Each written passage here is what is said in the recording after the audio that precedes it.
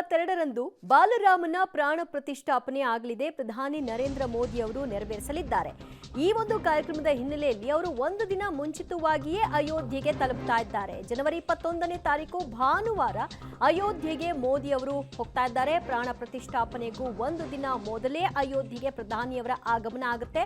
ದಟ್ಟ ಮಂಜು ಆವರಿಸ್ತಾ ಇರುವ ಹಿನ್ನೆಲೆಯಲ್ಲಿ ಒಂದು ದಿನ ಮುಂಚಿತವಾಗಿ ಅವರು ಪ್ರಯಾಣವನ್ನ ಬೆಳೆಸಲಿಕ್ಕೆ ನಿರ್ಧರಿಸಿದ್ದಾರೆ. ಅಯೋಧ್ಯೆಯಲ್ಲಿ ಬಾಲರಾಮನ ಪ್ರಾಣ ಪ್ರತಿಷ್ಠಾಪನೆಗೆ ಭರ್ಜರಿ ತಯಾರಿಗಳು ನಡೀತಾ ಇದೆ.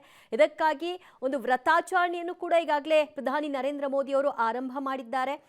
ಎಲ್ಲಾ ರೀತಿಯಲ್ಲೂ ಕೂಡ ನಾನು ಧನ್ಯತಾ ಭಾವದಿಂದ ಇದು ಶ್ರದ್ಧಾ ಭಕ್ತಿಯಿಂದ ನೆರವೇರಿಸ್ತೀನಿ. ಇದು ನನಗೆ ಸಿಕ್ಕಿರ್ತಕ್ಕಂತಹ ದೊಡ್ಡ ಜವಾಬ್ದಾರಿ, ಅದನ್ನು ನಾನು ಶಿರಸಾ ಪಾಲಿಸ್ತೀನಿ ಅಂತ ಪ್ರಧಾನಿ ಮೋದಿ ಅವರು ಹೇಳ್ಕೊಂಡಿದ್ರು. ಅದರಂತೆ ಅವರೀಗ ವ್ರತದಲ್ಲಿದ್ದಾರೆ.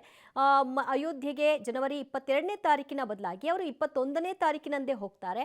ಅಲ್ಲಾಗ್ತಾ ಇರುವಂತಹ ತಯಾರಿಗಳ ಕುರಿತಾಗಿ ಒಂದಷ್ಟು ಮಾಹಿತಿಗಳನ್ನ ಪಡ್ಕೊಳ್ತಾರೆ ಮತ್ತು ಬೇಕಾಗಿರ್ತಕ್ಕಂತಹ ಒಂದು ಕೆಲಸಗಳನ್ನು ಕೂಡ ಪ್ರಧಾನಿಯವರಿಂದ ಏನು ಆಗಬಹುದು ಆ ಎಲ್ಲ ಪೂಜಾ ಕೈಂಕರ್ಯಗಳಲ್ಲೂ ಕೂಡ ಅವರು ಭಾಗಿಯಾಗ್ತಾರೆ.